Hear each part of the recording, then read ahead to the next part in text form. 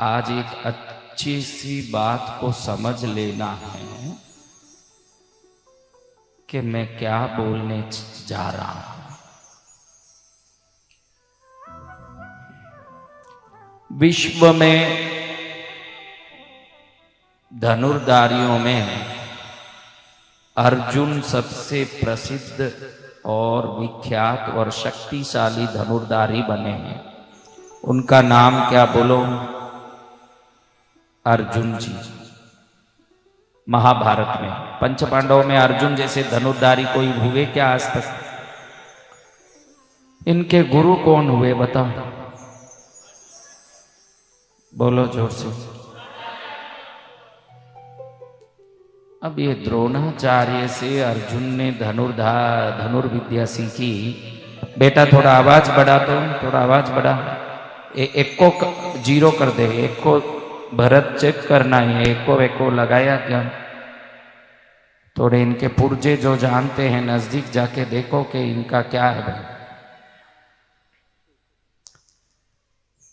तो द्रोणाचार्य के पास धनुर्विद्या सीखने की इच्छा से एकलव्य जाता है। जाके कहता है कि प्रभु मुझे भी सिखाओ, मुझे भी सीखना है। तो द्रोणाचार्य कह देते हैं कि मैं तुझे नहीं सिखा सकता, मैं क्षत्रियों को ही सिखाता हूं। ये कथा आप जानते हो, लेकिन इस कथा को जीवन में कभी अपने लिए सोचा नहीं कि ये कथा मेरे जीवन में कैसे काम आ सकता है। आज ये कथा आपको बहुत बड़ा बोध देने वाला है, देखना। अब धनुर्धारियों में अर्जुन को इतने बड़े धनुर्धारी बनाए हुए द्रोणाचार्य ने कह दिया कि मैं तुमको नहीं सिखाऊंगा। अब देखो, आप स्कूल में जाके कुछ नहीं पढ़ोगे तो आपको लगता है ना मैं अनपढ़ रह जाऊंगा। आपको क्या लगता है? मेरी मां रसोई नहीं सिखाती तो मैं कैसे रोटी बनाती? आपको लगता है कि नहीं मेरी बच्चियों? बोलो। आज एक बात ध्यान रखना, ये बहुत बड़ी बात है जिसको कोई समझता ही नहीं है, इसलिए इसको कहना बहुत जरूरी है कि एकलव्य ने सोचा कि गुरु महाराज मना कर रहे हैं विद्या सिखाने से, और विद्या सीखने से आती है, तो मैं क्या करूं प्रभु? मेरे गुरु तो यही होने चाहिए, ऐसे मैंने सोचा। और जब ये नहीं है तो और के पास क्यों जाऊं? द्रोणाचार्य की एक मूर्ति बना दी। क्या बना दिया? आप बोलो। मूर्ति में कोई सिखाने की शक्ति होगी नहीं।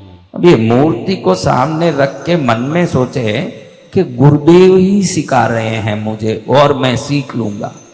अब गुरु को मन में ध्याते ध्याते उसने उस रूप के ध्यान से उनके अंदर रही हुई विद्या शक्ति को अपने में प्राप्त कर लिया। अब इतना बड़ा धनुर्धारी हो गया एकलव्य। जंगल में जाने वाले अर्जुन जी देख के आश्चर्य करते हैं, ये तो मेरा भी गुरु दिख रहा है। इसके अगर रह के विद्या का अनुसंधान करने से निश्चित मेरा इधर असफलता दिख के आएगा। तो गुरु को जाके प्रणाम करे कि ये आपकी मूर्ति रख के पूजा करता है ना, बहुत बड़ा विद्वान बन गया है, थोड़ा इसको कुछ करिए। तो द्रोणाचार्य उसको बुलवाते, एकलव्य आओ, तुमने मेरी मूर्ति रख के विद्या सीखी? किससे सीखी? आपकी मूर्ति को ध्यान करता रहा, आपकी मूर्ति के अंदर जितनी विद्या की शक्ति आप में है वो मेरे में स्वतः ही आ गई प्रभु। फिर तो तुझे गुरु दक्षिणा देनी पड़ेगी, फिर तो तुझे गुरु दक्षिणा देनी पड़ेगी तुझे। क्या गुरु दक्षिणा प्रभु बताइए? तेरा अंगूठा काट के दे दे। अब अंगूठे के बगैर आप धनुष का जो नान है उसको चढ़ा सकते हो क्या? लेकिन शिष्य इतना पक्का, गुरु को उसने मन में धार लिया कि ये मेरे गुरु हैं, तो गुरु ने जो मांगा वो देना चाहिए। ये सच्चे शिष्य का लक्षण है। ये किसका लक्षण है? सच्चे शिष्य का। हाँ, गुरु जो मांगे शीश कटे तो गुरु मिले तो भी सस्ता जान। शास्त्र कहता है अगर शीश काट के ही गुरु मिल रहे हैं तो भी सस्ता सौदा है, वो कर ले, क्योंकि अगला जन्म तो सुधरेगा। जय जय गुरुदेव। हाँ? तो एकलव्य ने अंगूठा काट के दे दिया। जिंदगी भर आप सुनते हो महाभारत में के बाद में कभी वो धनुष उठा नहीं पाए, क्योंकि जिस धनुष से उनको नाम खींचना है, प्रत्यंचा चढ़ानी है, वो प्रत्यंचा चढ़ाने अंगूठा ही नहीं रहा। अब ये बात क्यों बता रहा हूं आपको कि आज से ये देवता कृपा करेंगे कि नहीं, ये देवी से शक्ति मिलेगी कि नहीं, इन देवताओं का आशीर्वाद मुझे मिलेगा कि नहीं, ये सब प्रपंच छोड़ दो। द्रोणाचार्य ने अर्जुन को सिखाया जैसे एकलव्य को कुछ सिखाया क्या? नहीं। फिर वो उससे भी बड़ा विद्वान कैसे हो गया धनुष विद्या में? ये बात बड़ी गुप्त रूप से सनातन धर्म की रहस्यमय साधना की सिद्धि के विवेक को बताती है कि ये देवता बोल दें कि तुझे कुछ नहीं दूंगा, मैं कुछ नहीं दूंगी, फिर भी इनका तुम ध्यान करते रहोगे तो इनकी शक्ति आपके अंदर आके ही रहेगी, उनको देने की जरूरत नहीं है। आशीर्वाद इनके देने नहीं देने से नहीं आती, इनका आप ध्यान करने से आती है। आज ये बात ध्यान रखना सबको कि जाके उधर कहने की जरूरत नहीं कि मां कुछ दे, कहने की जरूरत नहीं है। अब देखो जैन धर्म में महावीर स्वामी नाम के एक भगवान तीर्थंकर हुए, आपने नाम सुना है ऐसा? ये कोई यूनिवर्सिटी में गए, कोई कॉलेज में गए, तो इनको सर्वज्ञानी कैसे कहते हैं? आप तो बोलते हो कि पढ़ने से ज्ञान आता है, और ये तो कहीं गए नहीं, और आप बोलते हो सर्वज्ञ। बुद्ध कहीं बुद्ध, भगवान बुद्ध, आदि शंकराचार्य, ये जितने सनातन के, हिंदू के, बौद्ध के, जैनों के जो भी महापुरुष हुए, कभी किसी स्कूल कॉलेज में आदि शंकराचार्य ने पढ़ाई किया? तो इतने सारे देखो, जितने भी बड़े बड़े विश्व के दुर्लभ शास्त्र है, आदि शंकराचार्य ने उन सबका भाष्य लिखा है। तो बगैर पढ़े वो ये सब कैसे लिख लिए? उनके पास पढ़ने वाले शिष्य बहुत हुए, वो तो अपने आप में महाज्ञानी हो गए। कैसे हो गए? जब आप इस ब्रह्मांड को निश्चल रूप से ध्यान करोगे तो ब्रह्मांड में रही हुई सभी ऊर्जा आप में आ जाएगा। लक्ष्मी को कुछ देने की जरूरत नहीं है। धन चाहिए तो निरंतर लक्ष्मी के स्वरूप का ध्यान करने की हम में योग्यता चाहिए, बस इतनी बात। उधर से वो शक्ति हम में आने लगती है। क्या होता है समझ रहे हो? तो आप उधर जाके मंदिर में आप लोग क्या करते हो? महाकालेश्वर उज्जैन जाते हो, यहाँ अपने जगदीश जी मंदिर में उदयपुर जाते हो, हाथ जोड़ के खड़े होके ठाकुर जी कुछ दे दो। ठाकुर जी बोलते हैं मांगने से मैं नहीं देता, मुझे हृदय में बैठा के मेरा ही स्मरण करने से वो स्मरण मेरी शक्ति को तेरे शरीर में डाल देता है। इतनी ही बात। मांगो तो मिलेगा नहीं। एक कहावती है ना, मांगे मिले ना भीख, बिन मांगे मोती मिले, बिन मांगे मोती मिले, मांगे मिले ना भीख। तो ये कहावत को कभी आपने सोचा कि ये क्या कहावत है भाई? बिन मांगे मोती कैसे मिलेगा? बोलो, मोती कैसे बनता है? ये समझोगे तो ये कहावत को समझ लोगे। मोती कैसे बनता है ध्यान रखना। सिप होता है ना, मोती का सिप, जब स्वाति नक्षत्र होता है ना, बारिश होता है। क्या नक्षत्र?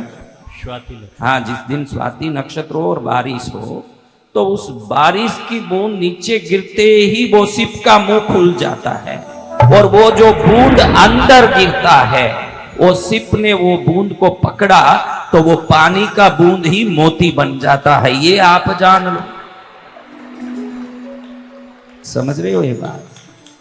तो हमारा शरीर वो स्वीप है। क्या है?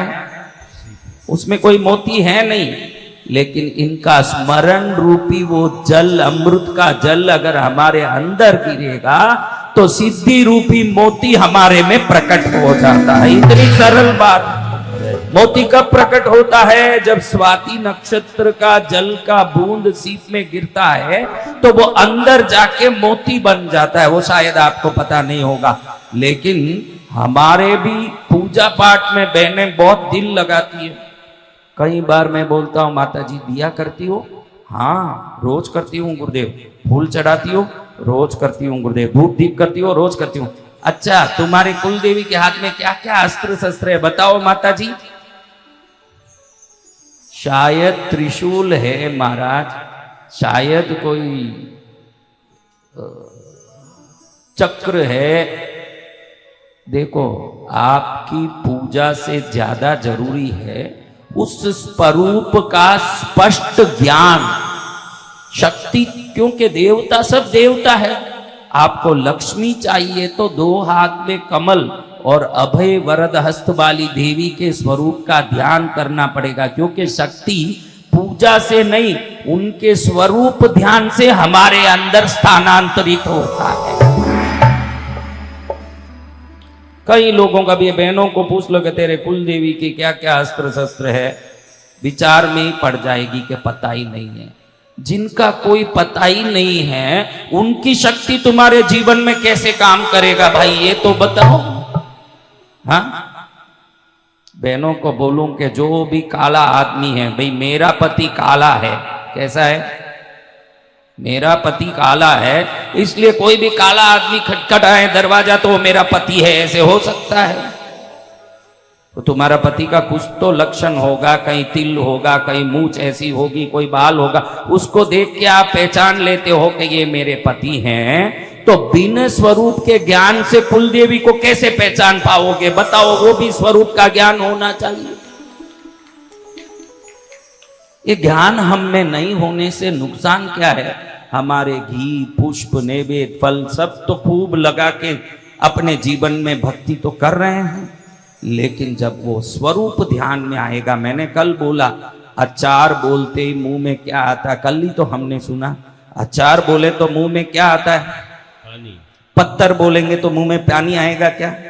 तो लक्ष्मी के स्वरूप को ध्यान करोगे तो ही धन आएगा। सरस्वती का स्वरूप का ध्यान करके धन नहीं, ज्ञान आएगा। आपको जो चाहिए पहले वो तय करना कि मुझे क्या चाहिए। सबसे पहले जीवन में सबका एक लक्ष्य होता है कि मुझे ज्ञान चाहिए, मुझे शक्ति चाहिए, मुझे धन चाहिए, मुझे विवेक चाहिए, मुझे मोक्ष चाहिए। कुछ तो अगर तुम में लक्ष्य नहीं है तो तुम सबसे बड़े मूर्ख हो संसार में। कई लोगों को पूछूं कि तुझे क्या करना? खूब धन चाहिए महाराज, खूब सब चाहिए, बहुत बड़ा आदमी बनना। उसके लिए क्या करना? सोच रहा हूं महाराज, उसके लिए क्या करना? क्या करना यही अभी तक सोच में ही है, तो क्या पाना ये तो तेरे जिंदगी में कभी होने वाला ही नहीं। पहले लक्ष्य निर्धारित कर दो जीवन में कि मुझे ये तो चाहिए, ये पाने के बाद अगली बात सोचूंगा, ये तो मुझे चाहिए। कितने लोगों का लक्ष्य निर्धारित हो गया? हाथ ऊंचा करो। 2 लोगों का लक्ष्य निर्धारित हो गया। उनको भी पूछूंगा कि क्या लक्ष्य, फिर पता चलेगा कि लक्ष्य भी उनके हिसाब से सही है, मेरे हिसाब से वो स्पष्ट है या नहीं। क्योंकि संतों को ज्यादा मालूम है कि संसारियों की लक्ष्य को जिसको सोच के वो मानते हैं वो सच में लक्ष्य है या नहीं। हाँ, आप सब देखो, आप में कितने लोगों को कुलदेवी माता के हाथ, अस्त्र शस्त्र, स्वरूप, उसका रूप, उसके वाहन, उसका परिवार, उसके सब व्यवस्थाएं, सब पूरा ध्यान है। वो सब हाथ ऊंचा करो। तो पहले हम अगर देव उपासना करते हैं तो हमारे लक्ष्यों को कौन से देवता सहयोग कर सकते हैं, ये ध्यान रखना।